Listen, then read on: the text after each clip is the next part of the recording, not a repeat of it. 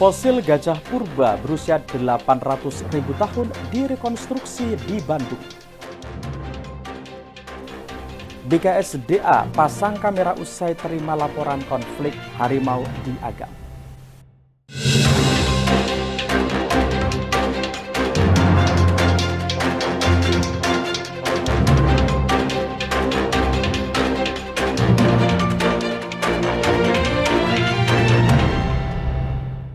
Halo Mitra TV, beragam peristiwa yang terjadi di berbagai daerah di tanah air akan kami hadirkan dalam TA Petang kali ini yang merupakan hasil kerjasama TA TV bersama kantor Berita Antara.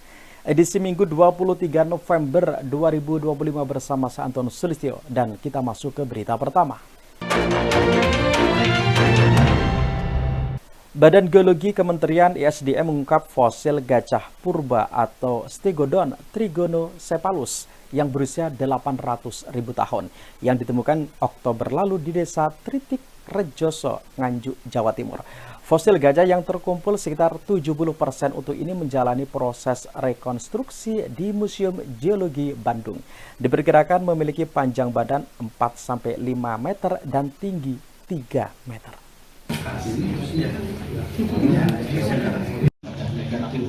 Dan Geologi Kementerian Energi dan Sumber Daya Mineral (ESDM) memaparkan penemuan fosil gajah purba atau Stegodon trigonocephalus yang diperkirakan berusia 800.000 tahun.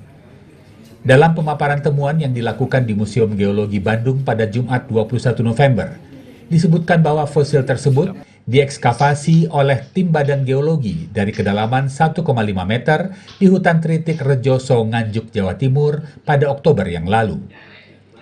Dari hasil ekskavasi pertama, ditemukan sekitar 70% bagian fosil dan dibawa ke Bandung, Jawa Barat untuk proses konservasi. Menurut Kepala Badan Geologi Muhammad Wafid, setelah dikonservasi, fosil gajah purba tersebut akan direkonstruksi untuk dibuat menjadi replika sehingga bisa ditampilkan kepada publik. Ini oleh Kabupaten Nganjuk diminta untuk dikonservasi di Museum Geologi, ya. Jadi nanti kita rekonstruksi kembali menjadi utuh, kita pajang di Museum Geologi ini dan juga dibuat replika. Nah, replika ini nanti akan juga diekspos di situs Museum Tritik di Nganjuk. Dalam kesempatan yang sama, Kepala Museum Geologi Isnu Hajar Sulistiawan menyebut bahwa struktur fosil gajah purba yang ditemukan teridentifikasi dewasa dengan perkiraan panjang 4 hingga 5 meter dan tinggi badan 3 meter.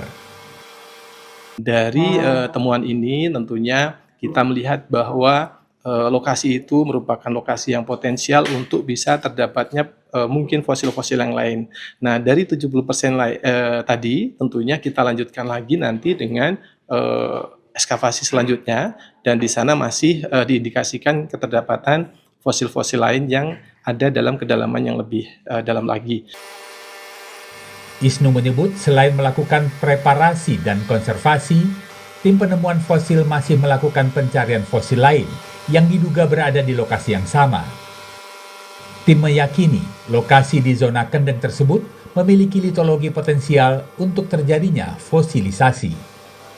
Dari Bandung, Jawa Barat, Dian Hardiana, Kantor Berita Antara mewartakan.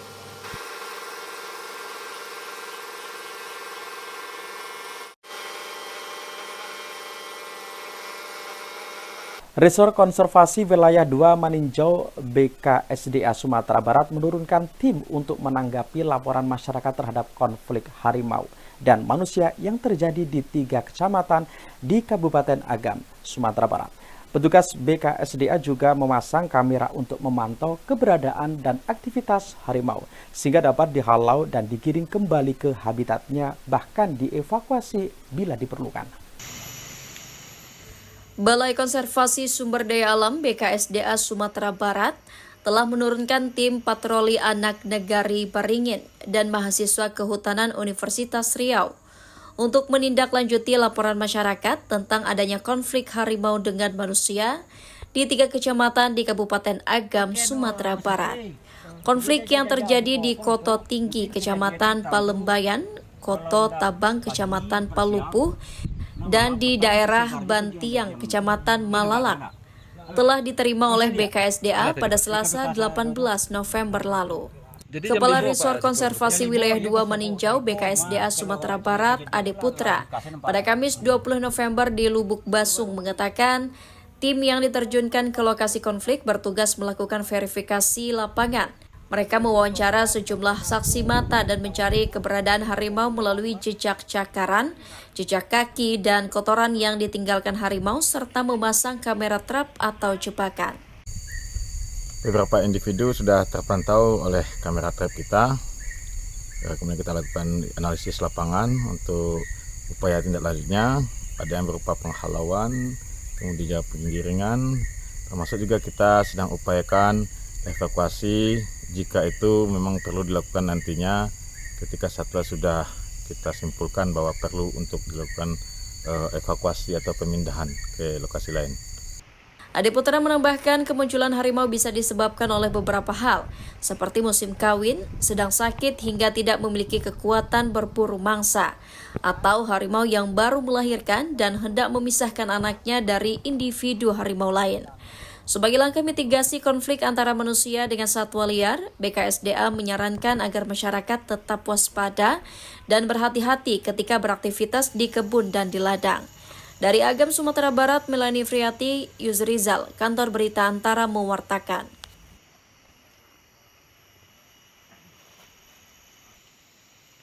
Ekspor bumbu rendang perkuat Padang menjadi kota gastronomi. Informasinya hadir sesaat lagi usai jeda berikut, tetap bersama TA Petang.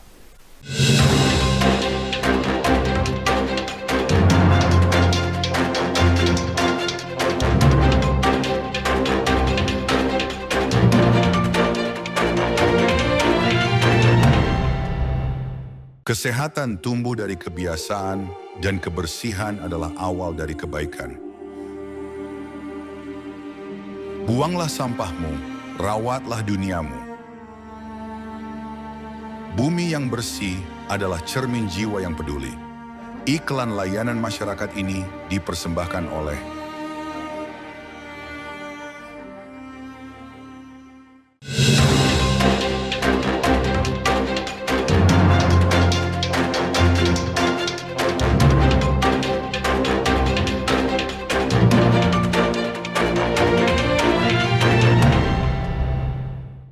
Baik, terima kasih Anda masih bersama Tia Petang, Mitra TV. Pemerintah Kota Padang, Provinsi Sumatera Barat melepas ekspor bumbu rendang ke Norwegia.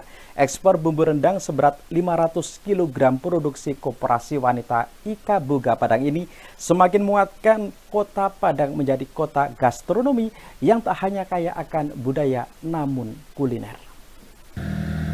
Pemerintah Kota Padang, Provinsi Sumatera Barat melepas ekspor bumbu rendang pada Kamis 20 November di sentra rendang Lubuk Buaya. Bumbu rendang seberat 500 kg tersebut merupakan produksi Koperasi Wanita Ika Boga Padang. Menurut Asisten 2 Bidang Perekonomian dan Pembangunan Sekretariat Daerah Kota Padang, Didi Aryadi, ekspor bumbu rendang ke Norwegia kali ini semakin memperkuat target Pemkot Padang untuk menjadikan Kota Padang sebagai kota gastronomi. Kota Padang sekarang sedang mencoba menginisiasi sebagai City of Gastronomy by UNESCO. Jadi kita sedang dinilai dan ini salah satu bukti bahwa kita memang sudah pantas untuk mendapat pendidikan sebagai kota gastronomi by UNESCO. Contohnya adalah rendang kita ini yang tidak saja dinikmati untuk lokal, regional, bahkan internasional, bahkan sampai ke Norwegia. Sementara itu, Ketua Koperasi Wanita Ika Boga Padang, Ida Nursanti mengatakan, tahun 2025 ini merupakan ekspor bumbu rendang keempat Ika Boga ke Norwegia. Konsistensi ekspor bumbu rendang ini membuktikan bahwa kuliner khas masyarakat Minangkabau semakin disukai warga dunia. Kita kirim ke Jakarta, nanti baru dari Jakarta berkolaborasi dengan ABC dan nanti pakai kapal ke Norwegia. Tadi kalau nggak salah sampainya cukup lama ya Bu ya? Ya, bisa sampai 2-3 bulan gitu. Adapun bahan bumbu rendang yang dikirim yakni 300 kg bumbu rendang menggunakan santan dan 200 kg bumbu rendang tanpa santan. Selain Norwegia, Koperasi Wanita Ika Boga juga tengah menjajaki peluang ekspor bumbu rendang ke Arab Saudi dan Amerika. Dari Padang, Sumatera Barat, Melanie Friati, Kantor Berita Antara, mewartakan. Pemerintah Aceh mengusulkan perubahan status sebagian kawasan Taman Nasional Gunung Leuser atau TNGL menjadi area penggunaan lain atau APL. Kepala Dinas LHK Aceh Hanan menyebut perubahan status tersebut tidak serta-merta menghilangkan kawasan TNGL. Pemerintah Aceh mengusulkan perubahan status sebagian kawasan Taman Nasional Gunung Leuser menjadi area penggunaan lain atau APL. Melalui perubahan status tersebut, nantinya kawasan tersebut dapat dimanfaatkan untuk kegiatan non-kehutanan seperti pertanian dan permukiman.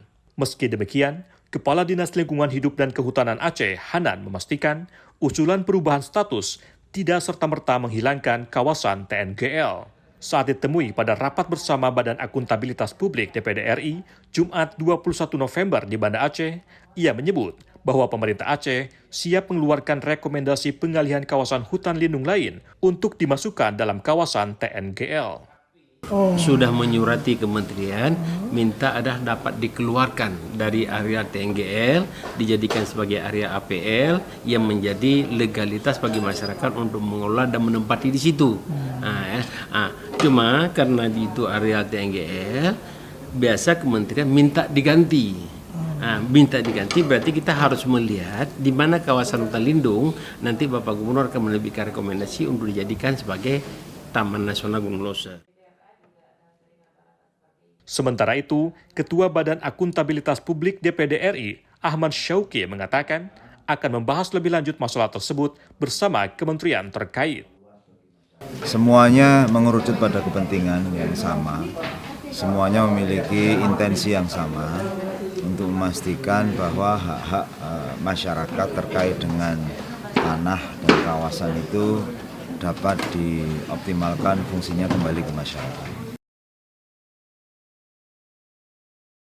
Adapun usulan perubahan status tersebut mencakup kawasan Desa Pungke Jaya, Desa Rambung Musara, Desa Melauk Sepakat, Desa Melauk Ai Ilang, dan Desa Singgah Mula di Kecamatan Putri Betung, Kabupaten Gayo Duas, serta 2 desa lainnya, yakni Desa Rumah Bundar dan Simpur Jaya yang masuk ke dalam Kecamatan Ketambe, Aceh Tenggara.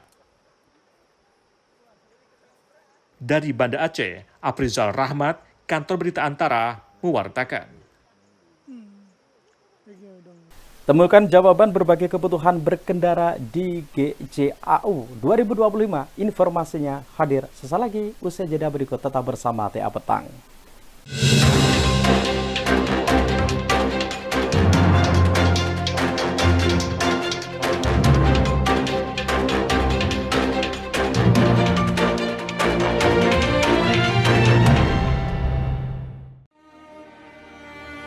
Air merupakan sumber kehidupan. Air adalah elemen penting dari sebuah pertumbuhan.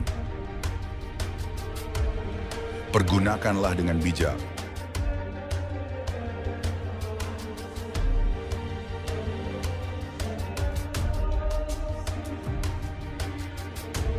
Pakailah seperlunya.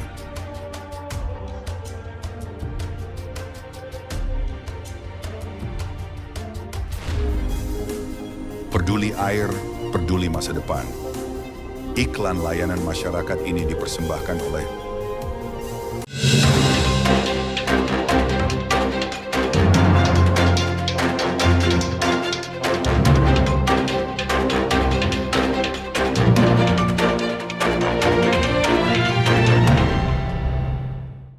Baik, terima kasih Anda masih bersama Tia Petang. Mitra TV, deretan jenama otomotif hadir meramaikan Gaikindo Jakarta Auto Week di BSD City, Tangerang, Banten. Bagi Anda yang tengah mengincar kendaraan impian atau ingin menjajal sensasi berkendara dari berbagai pilihan mobil, simak laporan berikut ini. Sobat Antara, bagi Anda yang sedang mengincar mobil impian atau pecinta otomotif yang pengen window shopping, menjajal berbagai kendaraan, mark your calendars karena mulai hari ini Jumat 21 November sampai 30 November mendatang ada event yang cocok banget buat Anda kunjungi.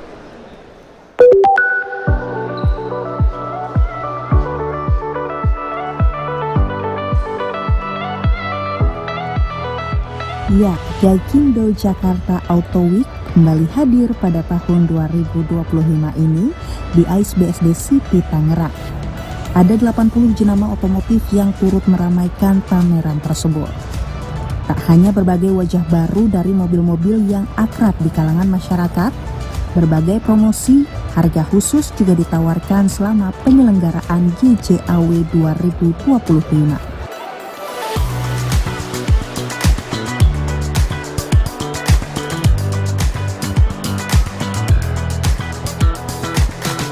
Semua kebutuhan kendaraan Anda pun tersaji dengan lengkap. Ada kendaraan low cost green car atau LCGC yang efisien, irit, dan gesit. Cocok untuk menemani pengendaranya menjelajahi ruas-ruas jalan.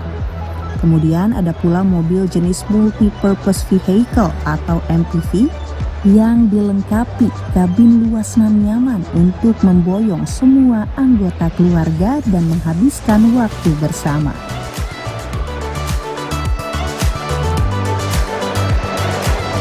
Nah, kalau saya sih lagi mau lihat-lihat mobil sport utility vehicle atau SUV seperti yang ada di belakang saya ini, Chery Tiggo 9 CSH, yang tampilannya sophisticated, bisa dipakai sehari-hari di perkotaan, tapi juga bisa dibawa ke berbagai medan kalau sehari-hari atau sekali-sekali mau healing ke tempat yang agak menanjak gitu.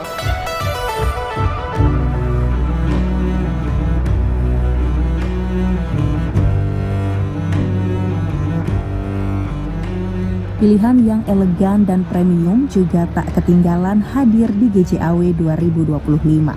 Sederet sedan mewah juga turut dipamerkan di acara ini.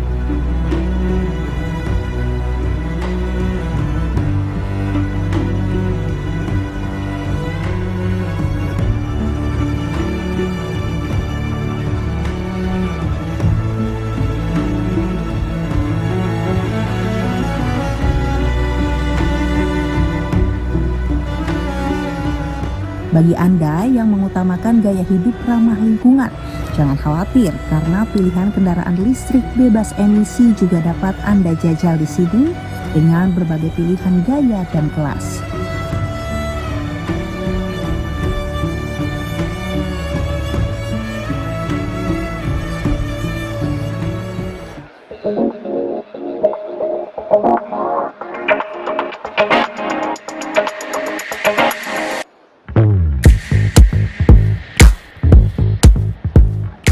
Penasaran bagaimana sensasi mengendarainya? Anda bisa langsung mengunjungi zona test drive khusus mobil listrik. Cukup melakukan pendaftaran singkat lewat gawai, Anda langsung dapat menjajal berbagai kendaraan ramah lingkungan. Nah, kira-kira Sobat Antara tertarik dengan kendaraan tipe apa? Dari Tangerang, Banten, Arya Sendiara, Irfan Hardiansyah, Kantor Berita Antara mewartakan.